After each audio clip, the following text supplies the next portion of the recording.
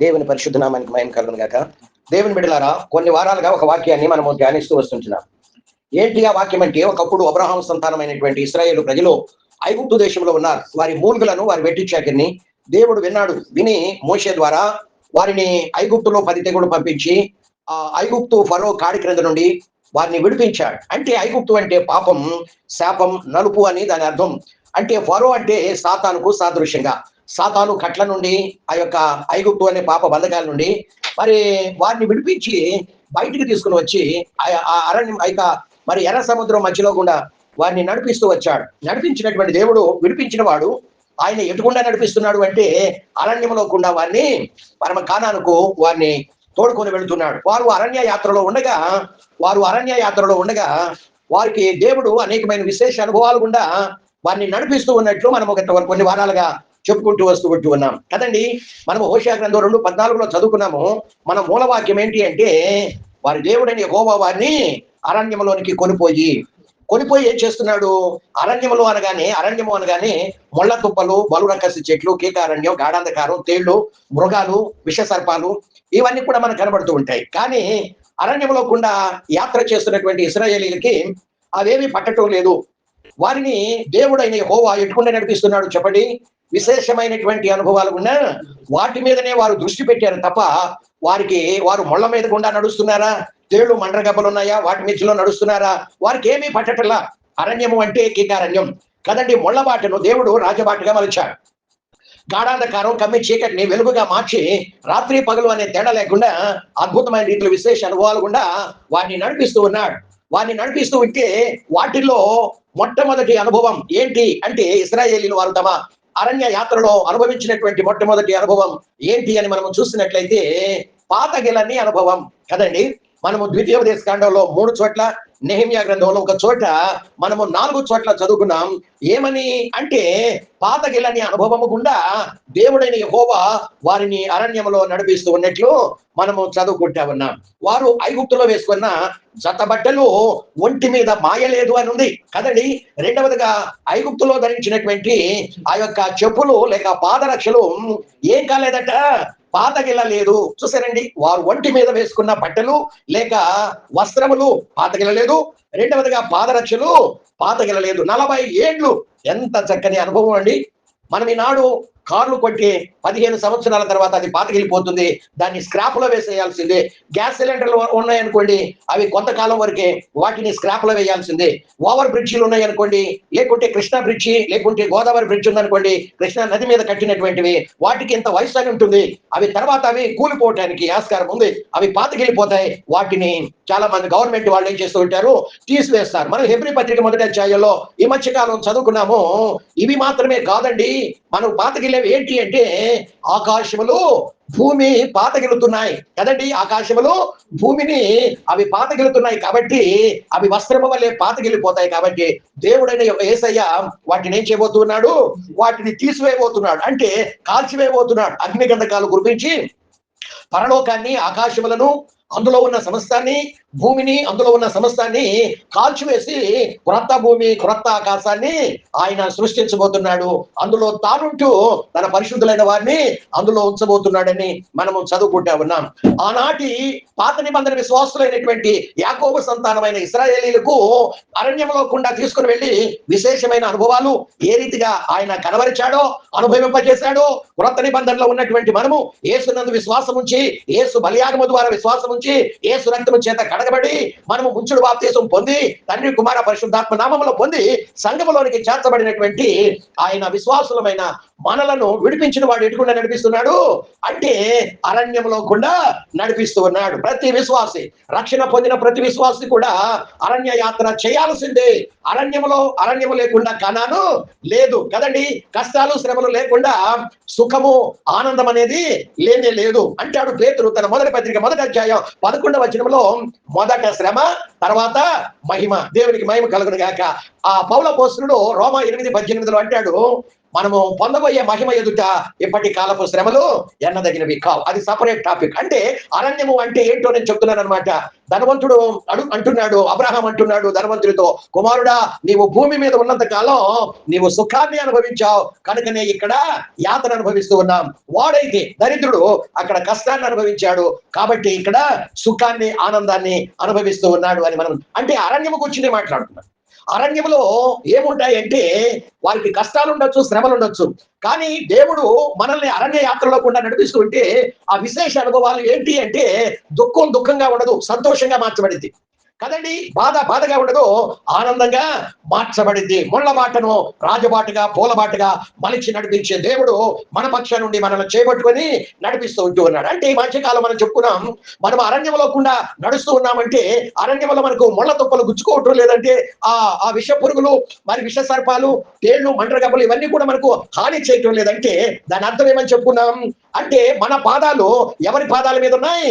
ప్రభు అయిన యేసు పాదాల మీద మన పాదాలు ఉన్నాయని మనము చెప్పుకుంటూ వస్తూ ఉన్నాం. దేవుని స్తోత్రం. దేవుని బిడ్డ, దేవుడు మనకు ఆత్మ సంబంధమైన వస్త్రాలను ధరింపజేశాడు. ఎప్పుడైతే మనల్ని పాప బంధకాల నుండి, శాపకట్ల నుండి, లోకాశల నుండి, శరీర ఇచ్చల నుండి, మనల్ని సాతాను బంధకాల నుండి విడిపించాడో వెంటనే మనల్ని అరణ్యంలోనికి తీసుకుని వచ్చాడు. అరణ్యంలోనికి తీసుకుని వచ్చి విశేషమైన అనుభవాలను అనుభవించేస్తున్నాడు. విడిపించిన వాడు మనకు కొన్ని వస్త్రాలు ధరింపజేశాడు.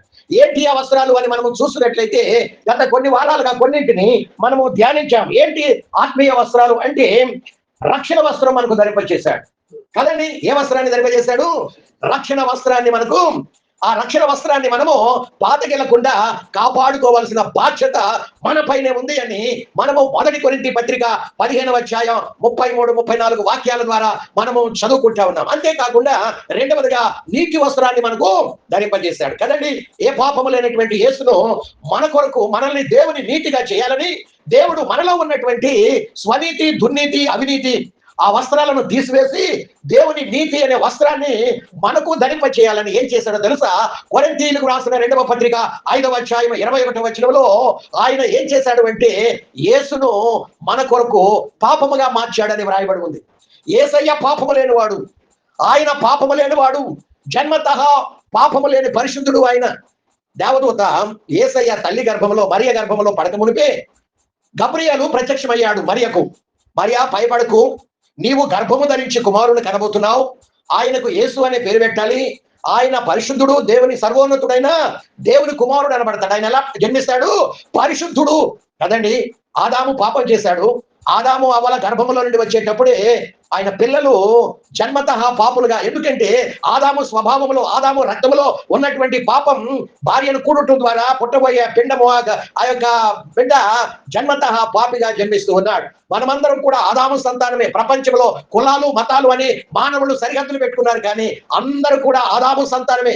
ఒకే తండ్రి, ఒకే తల్లి బిడ్డలో మనమందరం కూడాను. కాబట్టి ఆదాములో నుండి జన్మించిన ప్రతి సంతానము అందరూ కూడా జన్మతః పాపులే అని 51వ కీర్తన 5వ వాక్యం ద్వారా దావీదు తెలియజేస్తూ ఉన్నాడు. ఆయన అంటున్నాడు, నా తల్లి నన్ను పాపంలో ఉండగానే గర్భము ధరించింది, నేను జన్మతః పాపిగా జన్మించాను అని మాట్లాడుతూ ఉన్నాడు. ఈ లోకంలో ఏ పాపము చేయకపోవచ్చు, నీతిమంతులుగానే జీవిస్తూ ఉండవచ్చు, కానీ అది స్వనీతి. దేవుని నీతి మనలోకి రావాలి అంటే ఒక వ్యక్తి అంటే దేవుడే యేసుగా భూలోకములో పరిశుద్ధంగా జన్మించాలి, పరిశుద్ధంగా జీవించాలి, పరిశుద్ధ రక్తాన్ని ఆయన కల్వరి శిలువలో చిందించి ఆయన పరిశుద్ధంగా మరణించాలి. తప్ప మనకు దేవుని నీతి మనలోనికి రాదు. పాపము చేసింది మనమైతే ఆయనను, యేసయ్యను తండ్రి అయిన దేవుడు పాపముగా మార్చాడని చదువుకుందాం. కొరింథీయులకు రాసిన 2వ పత్రిక అండి. కొరింథీయులకు రాసిన 2వ పత్రిక 5వ అధ్యాయం 21వ వచనం. 5:21. ఎందుకనగా మనము ఆయన యందు దేవుని నీతి అగునట్లు పాపమెరుగని యేసయ్యను మన కోసం పాపంగా మార్చను అని మనము చదువుకుంటా ఉన్నాం. దేవుని బిడ్డ, ఈనాడు నువ్వు ఉచితంగా అనుభవిస్తున్నావు చూసావా? మనమందరం కూడా ఆ ఉచితంగా అనుభవిస్తున్న రక్షణ, ఉచితంగా అనుభవిస్తున్న దేవుని నీతి యేసయ్య శిలువలో నలగగొట్టబడటం ద్వారా మనందరి దోషం, మనందరి అపరాధం, మనందరి పాపాన్ని దేవుడు యేసయ్య మీద మోపటం ద్వారా మనకు ఎంత గొప్ప రక్షణ, ఎంత గొప్ప దేవుని నీతి మనము ఈనాడు అనుభవించగలుగుతున్నాం. మనము ధన్య జీవులం. గత వారం చెప్పుకున్న రీతిగా మనము వెలపెట్టి కొంటే దొరికేది కాదు దేవుని నీతి. మనము వెలపెట్టి కొంటే దొరికేది కాదు రక్షణ. అది ప్రభు అయిన యేసు శిలువలో మరణించటం ద్వారా మనకు ఉచితంగా అనుగ్రహించబడేది. ఒకడు భూలోకం అంతా సంపాదించుకొని వాని ఆత్మను నరకంలో నశింప చేసుకుంటే, అంటే రక్షణ గనక సంపాదించకపోతే ప్రయోజనం ఏంటి అని యేసు ప్రభు నరావతారిగా ఉన్నప్పుడు భూలోకంలో ఆ మాట పలికాడు కదండి. అంటే దాని అర్థం ఏంటి అంటే, రక్షణ వెలపెట్టుకుంటే దొరికేది, భూలోకంలో ఉన్న అంతా పెట్టి నువ్వు వెలపెట్టుకున్నా కానీ రక్షణ నీకు దొరకదు. అది కేవలం అది ఎవరు కొనలేరు, అది ఎవరు సంపాదించుకోలేరు. దేవుడు మనకు ఉచితంగా అనుగ్రహించాడు. ఏ రీతిగా అనుగ్రహించాడు? రక్షణ లేక దేవుని నీతి మనకు ఏ రీతిగా వచ్చింది అంటే, ఆయన శిలువ మరణమునందు మనము విశ్వాసం ఉంచాం. నేను పాపిని జన్మతః, నా పాపాలకు వచ్చే శిక్ష నరకం, దాని నుండి విడిపించడానికి దేవుడే యేసుగా భూలోకానికి వచ్చి నాకు రావాల్సిన శిక్షను ఆయన తనపై వేసుకొని ఆయన నా శిక్షను మోసి భరించిన నా రక్షకుడు అని ఆయన బలియాగమునందు విశ్వాసం ఉంచా, ఆయన చిందించిన పరిశుద్ధ రక్తమునందు విశ్వాసం ఉంచా. కాబట్టి దానికి ఆ దేవుడు కృప చూపి కృపను జోడించి మనకు ఇంత గొప్ప రక్షణ ఇచ్చాడు. ఇంత గొప్ప దేవుని నీతిని మనకు అనుగ్రహించాడు. నీతిని వస్త్రంగా ధరింపజేశాడు, రక్షణను వస్త్రంగా ధరింపజేశాడు. ఈ వస్త్రాలను మనం ఏం చేయవలసిన బాధ్యత ఉంది? కాపాడుకోవాల్సిన బాధ్యత ఉంది. ఉదాహరణకి మనము కొరింథీయులకు రాసిన మొదటి పత్రిక 15వ అధ్యాయం, అంటే చివరి అధ్యాయం 34వ వచనంలో మనము చదువుకున్నట్లయితే, 34వ వచనంలో నీతి ప్రవర్తన కలవారై మేల్కొని పాపము చేయకుడి. నీతి ప్రవర్తన కలవారై మేల్కొని పాపము అంటే నీతిని ఎవరు కొనలేరు, ఎవరు కష్టపడి సంపాదించుకోలేరు. అది దేవుడు మనకు ఉచితంగా ఇచ్చే గొప్ప వరం, గొప్ప బహుమానం. అది దేవుడు మనకు ఇచ్చాడు, నీతి కానీ రక్షణను కానీ ఇచ్చి ఏం చేయమంటున్నాడు ఇక్కడ అంటే, దాన్ని కాపాడుకోవాల్సిన బాధ్యత మీదే అంటున్నాడు. నేను కాపాడుతానంటలా, నీతినిచ్చాడు, రక్షణనిచ్చాడు. ఇచ్చిన తర్వాత వాటిని కాపాడుతాను అని మాట్లాడట్లేదు ఆయన. కాపాడుకోవాల్సిన బాధ్యత ఎవరిది? నీది నాది. రక్షించబడిన మనందరి మీదనే బాధ్యత ఉంది. అంటే దాని అర్థం ఏంటి అంటే, మనము పాపము చేయకుండా ఉండటమే, పాపము చేయకుండా ఉండటమే. ఏమండి, రక్షణ పొందటం చాలా సులభం. కేవలం యేసునందు విశ్వాసం ఉంచడం ద్వారా ఎంత గొప్ప రక్షణ కృపతో మనకి ఇచ్చాడు. నీతిమంతులుగా తీర్చబడటం చాలా తేలికే, కానీ దాన్ని కాపాడుకోవటం ఉందో చూసారా, అంత సులభమైన పని కాదు. ముళ్ళ మీద సాము చేయటం లాంటిదే. ముళ్ళ మీద ఎవరైనా నాట్యం చేస్తారండి? మేకుల మీద ఎవరైనా నాట్యం చేస్తారా? అంత తేలికైన పని కాదు. రక్షణ అనేది కాపాడుకోవటం, నీతిని కాపాడుకోవటం అనేది అంత సులభమైనది కాదు. కానీ ఒక విషయం మాత్రం, అది సులభము అనుకున్న వాళ్ళకి చాలా సులభం, అది తేలిక అనుకున్న వాళ్ళకి చాలా తేలిక, కష్టం అనుకున్న వాళ్ళకి అది కష్టంగానే ఉంటాయి, ముళ్ళులాగా గుచ్చుకుంటూనే ఉంటాయి. కానీ ఎవరికి సులభం, ఎవరికి కష్టం అంటే, ప్రతిరోజు నీవు తిన్నా తినకున్నా, నిద్రించకున్నా, నీ ఉద్యోగం వ్యాపారం చేసినా చేయకున్నా, నీ భార్య పిల్లలు, నీ భర్త పిల్లలతో నీవు సంభాషించిన సమయాన్ని గడపకపోయినా, నీవు కనీసం 3 అధ్యాయాలు పరిశుద్ధ గ్రంథంలో వరుస పెట్టి నువ్వు చదవాలి. ఒక వచనం అర్థమైతేనే రెండో వచనంకు వెళ్ళాలి. డబడబా చదవమన్నారు కదా అని వరుసగా చదువుకుంటా పోతే నీకు ప్రయోజనకరంగా ఉండదు. ఆ వచనం నాకు ఏమని తెలియజేస్తుంది, ఆ వచనంలోని దేవుడు నేను ఎలా జీవించాలని ఆయన కోరుతున్నాడు అని నువ్వు అర్థం చేసుకుంటూ, పరిశుద్ధాత్మ దేవుని సహాయం ద్వారా అర్థం చేసుకుంటూ నువ్వు చదవాలి. ఒక పారాగ్రాఫ్ నీకు అర్థమైతేనే రెండవ పారాగ్రాఫ్ కి వెళ్ళాలి. ఒక అధ్యాయం నీకు అర్థమైతేనే రెండవ అధ్యాయంలోకి వెళ్ళాలి. ప్రతి పారాగ్రాఫ్ కి ఒక తాళపు చెవి ఉంటుంది, కీవర్డ్ ఉంటుంది. ప్రతి అధ్యాయానికి ఒక తాళపు చెవి లేక కీవర్డ్ ఉంటుంది. మరి ప్రతి బుక్ కి, ఆది కాండం ఉందనుకోండి, బుక్ అంతటికి ఒక తాళపు చెవి ఉంటుంది. కాబట్టి ఇవన్నీ కూడా అర్థం చేసుకుంటూ, దేవుడు ఉత్తన్నది మాని దేవుడు చేయమన్నా చేస్తూ, ప్రతిరోజు నువ్వు తిన్నా తినకపోయినా, ఏం చేసినా చేయకపోయినా కనీసం 3 అధ్యాయాలు చదువుతూ దాన్ని గైకొంటూ, నీవు కనీసం మరి 2.5 గంటలు 3 గంటలు ప్రార్థనలో గడపాలి. అది ఎవరైతే చేస్తూ ఉంటారో అలాంటి వారు పాపము చేయరు కనుక అది వారికి సులభం కదండి. మనసు ఎక్కడ ఉంటుంది? బైబిల్ చదివి ప్రార్థన చేసే వాళ్ళ మనసు భూ సంబంధమైన వాటి మీద ఉండదు, పర సంబంధమైన వాటి మీదనే వారి మనసు ఉంటుంది, వారి హృదయం ఉంటుంది, వారి గురి అక్కడే ఉంటుంది. వారి అంతరంగం అంతా కూడా యేసయ్య చేసిన మేళతో గుండెల నిండా నింపుకోవటం మీద, పొందబోయే మహిమ మీదనే ఉంటుంది. దేవునికి మహిమ కలుగును గాక. దేవునికి స్తోత్రం. ప్రియ దేవుని బిడ్డ, రక్షణ పొంది ఎన్ని సంవత్సరాలైంది? రక్షణ నీకు కష్టంగా ఉందా? దేవుడు తన నీతిని, తన కుమారుని బలియాగము చేయటం ద్వారా కేవలం నువ్వు నమ్మేవంటే దాని కృప జోడించి నీతి వస్త్రాన్ని ధరింపజేశాడు.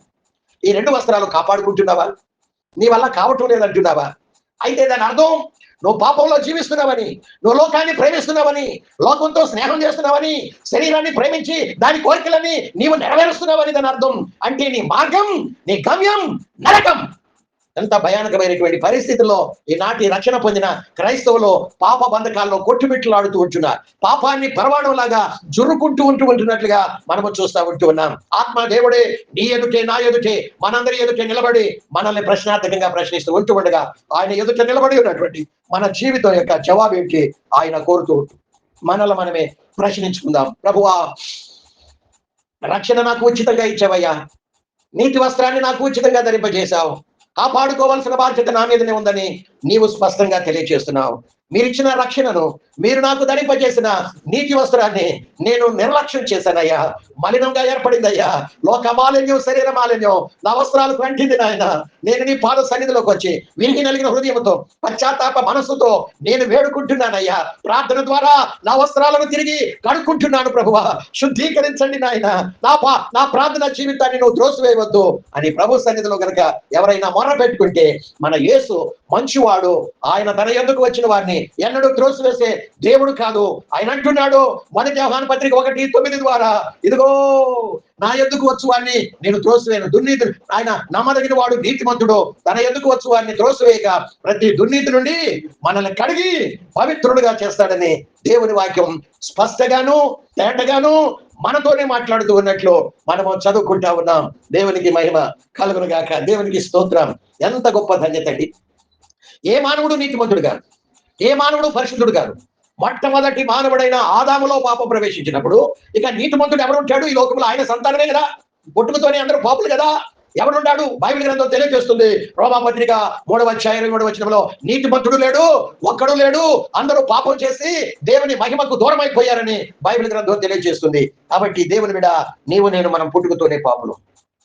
మన దేవుడు నరకంలో మనం నశించకూడదని ప్రేమించి పరలోక మహిమను విడిచి ఈ లోకానికి వచ్చాడు. ఇందులో దేవుని ప్రేమ కనబడుతుంది. దేవుని ప్రేమ మరణమంత బలవంతమైనదని పరమగీతాల గ్రంథకర్త తెలియజేస్తూ ఉన్నాడు. దేవుని ప్రేమ మరణమంత బలవంతమైనది. దేవుడు మనల్ని ఎంతగా ప్రేమించాడు అంటే తన ప్రాణాన్ని సైతం లెక్క చేయకుండా మన కొరకు బలియాగముగా అర్పించాడు. ఆయన తన ప్రాణం కంటే ఎక్కువగా మనలను ప్రేమించాడు. ఇది దేవుని ప్రేమ. చూసారా? మనము కూడా ఏం చేయాలి? మనము కూడా మన ప్రాణం కంటే ఎక్కువగా దేవుని ప్రేమించి మనము ప్రాణం పెట్టునంతగా అవసరమైతే దేవుని ఆజ్ఞలను తూచా తప్పకుండా గైకొనాలి. పరిశుద్ధ గ్రంథం మనం ఎలా కూర్చోవాలో, ఎలా నిలబడాలో, ఎలా నడుచుకోవాలో, ఎలా పరిగెత్తాలో, ఎలాంటి వస్త్రాలు ధరించాలో, మనం ఏ రీతిగా ఉండాలో ఉండకూడదో ఈ చిన్న గ్రంథం మన భాషలోనే, మన సొంత భాషలోనే, తెలుగు భాషలోనే దేవుడు మనకు ఉచితంగా ఇచ్చాడు. అద్దము వంటిది దేవుని పరిశుద్ధ గ్రంథం. అందులో మన మురికి ఎక్కడుందో అద్దంలో మనం చూసుకుంటే ఎలా తెలుస్తుందో, పరిశుద్ధ గ్రంథాన్ని తెరిస్తే మనలో మురికి, అపవిత్రత, పాపం ఎక్కడ దాగి ఉందో అది బట్టబయలు చేసేది. దేవుని వాక్యం సాకలవాణి సబ్బు వంటిది. అది మనల్ని ఉతికి మనలో ఉన్న మురికంతా కూడా బయటకు నెట్టివేసేది. పాపము మన కేళ్లలో, నరాల్లో, మూలుగుల్లో ఎక్కడైతే దాగి ఉందో దేవుని వాక్యము ఖడ్గము వంటిది. అది పొడిచి ఆ పాపాన్ని బయటకు నెట్టివేసేది. దేవుని వాక్యం ఈ లోకము చీకటి అని బైబిల్ చెప్తుంది. చీకట్లు అంటే లోకంలో మనం ఎక్కడ అడుగు వేయాలో, ఎక్కడ అడుగు వేయకూడదో దేవుని వాక్యము దీపము లాంటిది. అది మన త్రోవలకు వెలిగిచ్చేది అని మనం చదువుకుంటూ ఉన్నాం. కొన్ని పర్యాయాలు పరిశుద్ధ గ్రంథాన్ని చదవకపోటానా, దేవుని వాక్యం వినకపోటానా, దేవుని సన్నిధిలో ప్రార్థన చేయకపోటానా, లోకాన్ని ప్రేమించడం ద్వారా మన గుండె రాతి గుండెగా మారిపోద్ది. దేవుని వాక్యం శుద్ధి వంటిది. ఆ దేవుని వాక్యం మన గుండెను, మన హృదయాన్ని, కఠినత్వాన్ని పగలగొట్టి, వెరగొట్టి, నలగొట్టి మెత్తన చేసేది. విరిగి నలిగిన మెత్తని హృదయంగా చేసేది. దేవుని వాక్యం చల్లారిపోయినటువంటి మన ఆత్మీయ జీవితాల్ని మండింపజేసే అగ్ని వంటిది. చూసారా? దేవుని వాక్యం ఎలాంటిది? అగ్ని మన హృదయాలను మండింపజేసేది అనమాట.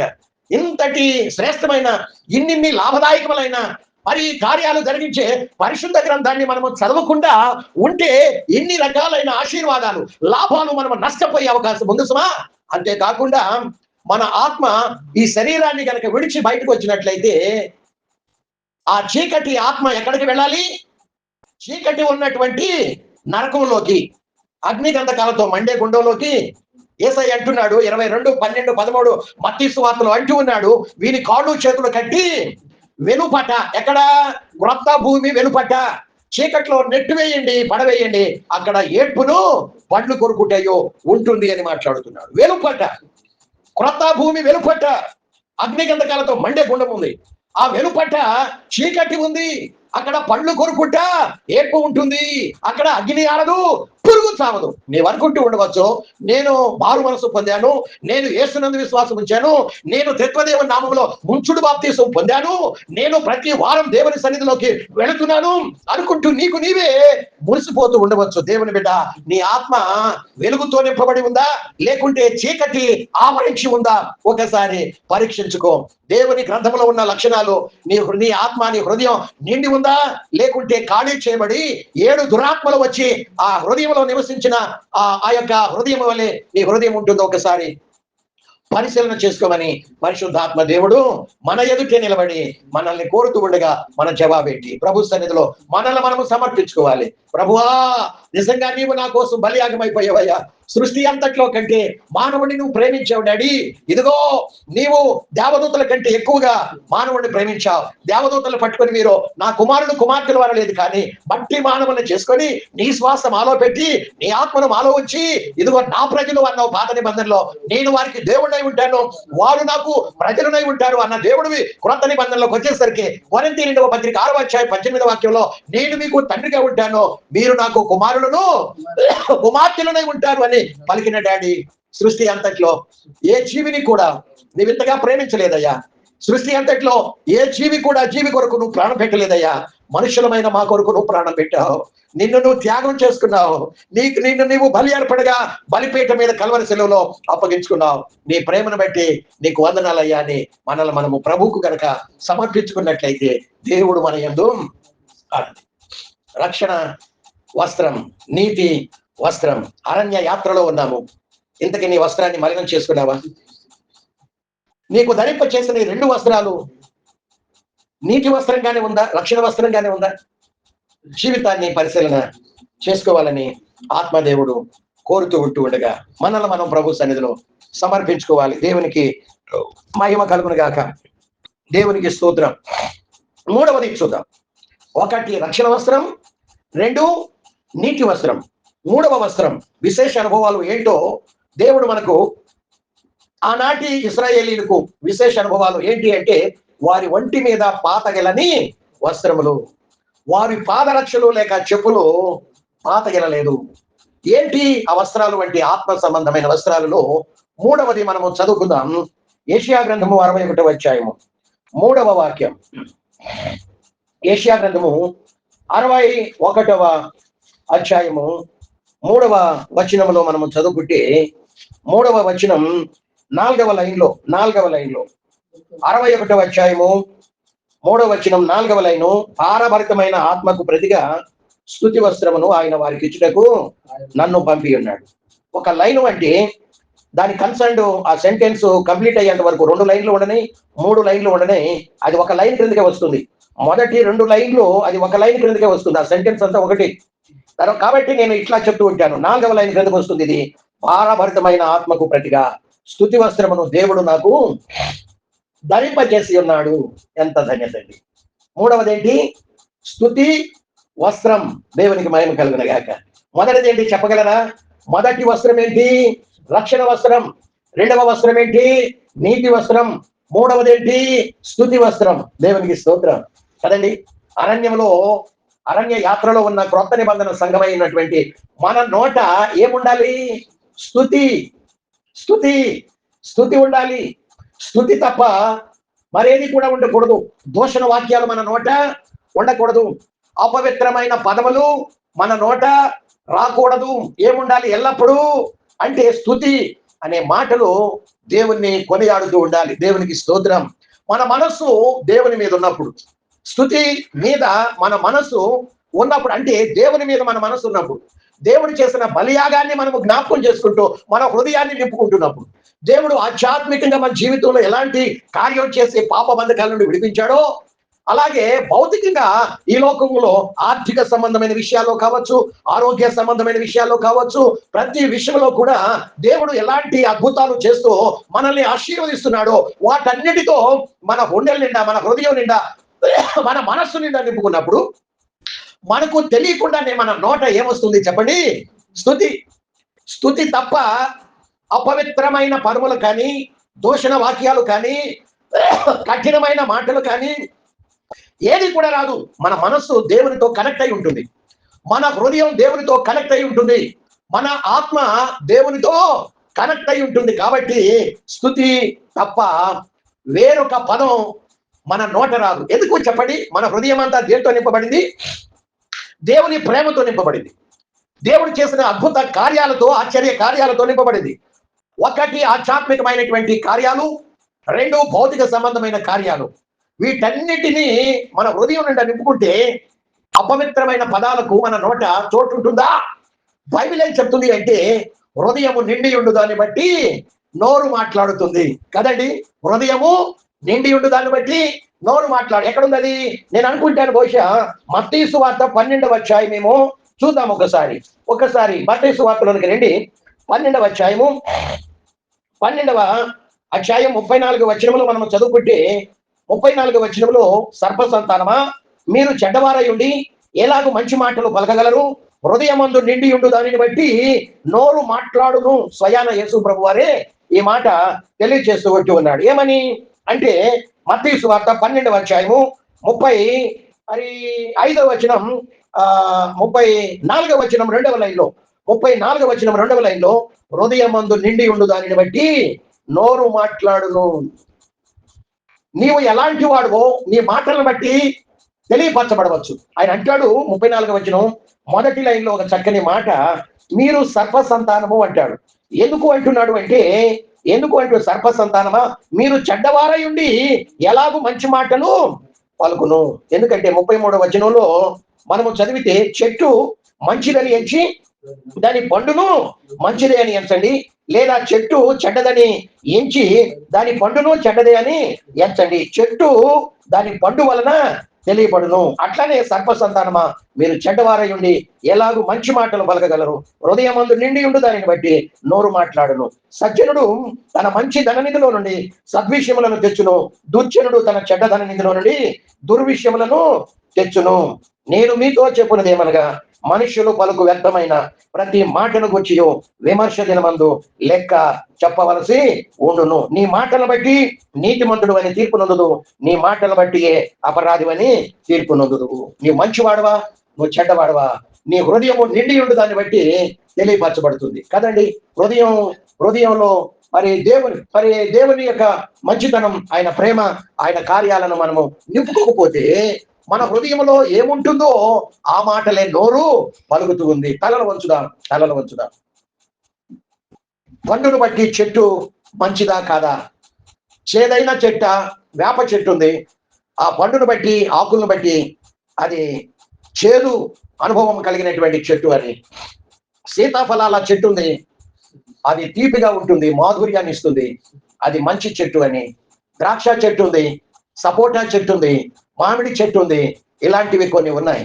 కారు ద్రాక్షలు కాసే చెట్లు ఉన్నాయి, అది చెడ్డది అని చెప్పవచ్చు. ఒక మనిషి నోటి నుండి వచ్చే మాటలను బట్టి వాడి హృదయం దేనితో నిండి ఉందో వాడు మంచివాడా చెడ్డవాడా చెప్పవచ్చు అని యేసు ప్రభు తెలియజేస్తున్నాడు. కాబట్టి మన నోట ఎల్లప్పుడూ దేవుని కూర్చిన స్తుతి యాగము ఉండాలి అంటే నిశ్చయముగా మనం ఏం చేయాలి? మన హృదయాన్ని యేసయ్య ప్రేమతో నింపుకోవాలి. ఆనాటి ఇశ్రాయేలు ప్రజల నోట ఏముంది? 136వ కీర్తనలో కొంత సంఘంలో 2 రకాలు ఉన్నారు. ఇశ్రాయేలు సంఘంలో ఒక సంఘంలో కొంతమంది ఏమో దేవుడు చేసిన విశేష కార్యాలు అంటే ఐగుప్తులో వారి పట్ల చేసిన మేళ్లు, మరి 10 తెగుళ్ళు వారి ఐగుప్తుల కుటుంబాలలో ఉన్నాయి, వీరి కుటుంబాలలో లేవు. ఈ 10 తెగుళ్ళు వారికి లేకుండా చేసిన గొప్ప దేవుని హృదయాన్ని నింపుకున్నారు ప్రేమతో. అరణ్య సముద్రంలో పాయలుగా చేర్చి నడిపిస్తున్నప్పుడు దేవుడు చేసిన అద్భుతాన్ని, మేలును, ఆ మంచితనాన్ని హృదయం నింపుకున్నారు. కేకారణ్యం, గచ్చపొదలు, బలు రక్కస చెట్లు, మరి విష జంతువుల మధ్యలో కూడా నడిపిస్తూ ఉండగా అవేవి వారి జీవితంలో రాకుండా కాపాడుతూ ముళ్ళబాటును పూలబాటుగా నడిపిస్తున్న గొప్ప దేవుని ప్రేమతో హృదయాన్ని నింపుకున్నారు. దేవుడు వారికి స్తుతి వస్త్రాన్ని ధరింపచేశాడు. అది పాతకెళ్లకుండా ప్రతిరోజు కూడా రెన్యూ చేసుకుంటూ నూతన వస్త్రంగా వారు మరి చేసుకుంటూ కాపాడుకుంటూ ఉన్నారు. 40 సంవత్సరాలు వారు ధరించిన బట్టలు పాతగెళ్ళలేదు అని మనం చూస్తా ఉన్నాం. మన జీవితాలను ఈ స్తుతి వస్త్రము, రక్షణ వస్త్రము, స్తుతి మరి నీతి వస్త్రము, స్తుతి వస్త్రాన్ని మనం కాపాడుకుంటున్నామా?